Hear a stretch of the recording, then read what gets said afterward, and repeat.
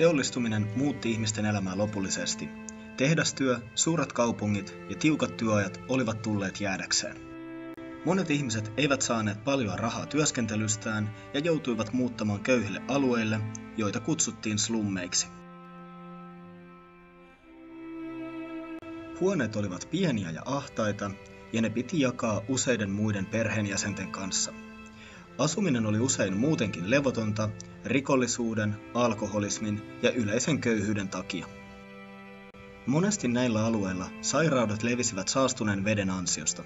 Koska tuolloin ei vielä ollut toimivaa viemärijärjestelmää eikä jätehuoltoa, joutuivat jätteet ja saasteet kosketuksiin juomaveden kanssa ja saastuttivat sen.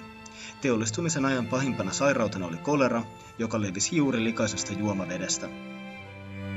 Likaisissa kaupungeissa myös rotat elivät rinta rinnan ihmisten kanssa ja levittivät sairauksia eteenpäin. Myös ilma oli erittäin saastunutta.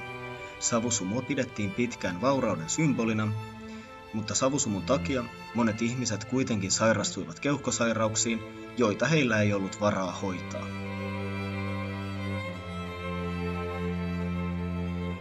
Ihmiset työskentelivät pitkiä päiviä tehtaissa.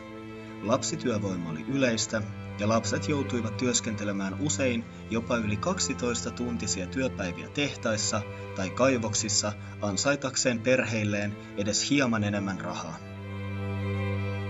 Teollistumisen alkuaikoina myös onnettomuudet olivat yleisiä. Mikäli työntekijä menetti esimerkiksi kätensä onnettomuudessa, saattoi työnantaja erottaa hänet ilman mitään muuta syytä.